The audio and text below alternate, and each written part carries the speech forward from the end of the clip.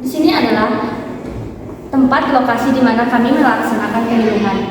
Di sini ada TV sebagai alat untuk menyertakan media yang kami gunakan, diletakkan di depan karena untuk sebagai media yang akan dilihat oleh audiensnya.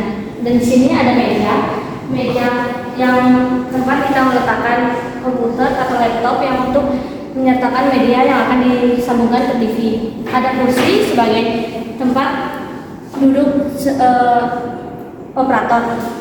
Di sini kondisi tempat duduk audiens yang berjarak antara sebelah kanan dan kiri karena untuk memudahkan bagaimana pendengaran audiens saat mendengarkan materi yang kami sampaikan.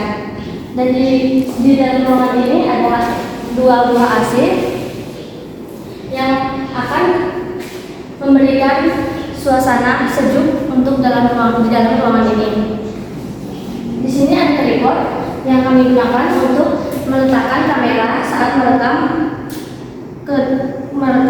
saat melaksanakan penyuluhan atau sosialisasi.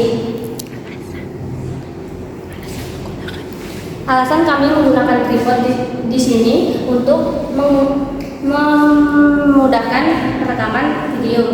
Dan alasan kami menggunakan ruangan ini karena ruangan ini dilengkapi dengan 2 buah AC yang dapat memberikan suasana sejuk, dan ada 1 buah TV yang akan membantu dalam penyampaian informasi menggunakan media elektronik. Dan di sini ruangannya tertata rapi, bersih, dan sejuk.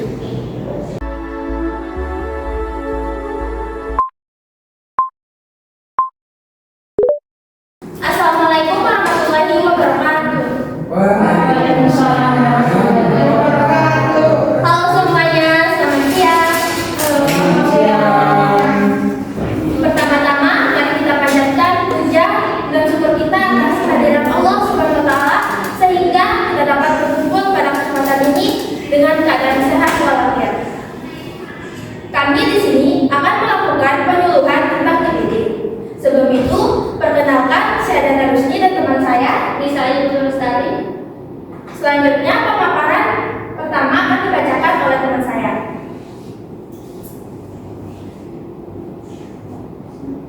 Apa itu DBD? DBD biasa disebut dengan demam berdarah dengue, adalah penyakit menular yang disebabkan oleh virus dengue. Penularannya melalui gigitan yang Aedes aegypti dan Aedes albopictus. Kenapa DBD itu berbahaya? Karena yang pertama, DBD dapat menyebabkan pendarahan hebat, kerusakan organ, bahkan kematian jika tidak ditangani. Yang kedua, menyebabkan biaya pengobatan tinggi. Yang ketiga, menyerang siapa saja, dimulai dari bayi, anak-anak, dewasa, bahkan lansia. Kapan kasus DBD meningkat? Kasus DBD meningkat biasanya pada musim hujan karena nyamuk suka bertelur di air tergenang, kotor, dan yang berbau tidak sedap. Penyebab DBD yang pertama yaitu virus dengue memiliki 4 jenis serotipe. Yang pertama, DEN1, DEN2, DEN3, dan DEN4. Yang kedua, nyamuk penular dari DBD yaitu Aedes aegypti. Yang nyamuk itu aktif pada pagi hari dan sore hari. Suka bertelur di air bersih seperti di bak mandi, vas bunga, dan ember yang terbuka. Nyamuk jantan tidak menggigit, hanya betina yang menggigit manusia untuk mengambil darah. Selanjutnya gejala DBD. Yang pertama, demam tinggi mendadak sekitar 38 sampai 40 derajat Celcius. Kedua, nyeri hebat pada otot, tulang, dan sendi yang terasa bergemuk. Yang ketiga, sakit kepala berat, nyeri di belakang mata. Yang keempat, mual, muntah terus menerus. Yang kelima, ruam merah pada kulit atau bintik merah. Yang keenam, pendarahan ringan seperti mimisan, gusi berdarah. Yang ketujuh, lemah letih, tidak nafsu makan. Kemudian, waspada tanda bahaya DBD berat atau shock syndrome, yaitu perut terasa nyeri hebat, pinggang atau tidak, pingsan atau tidak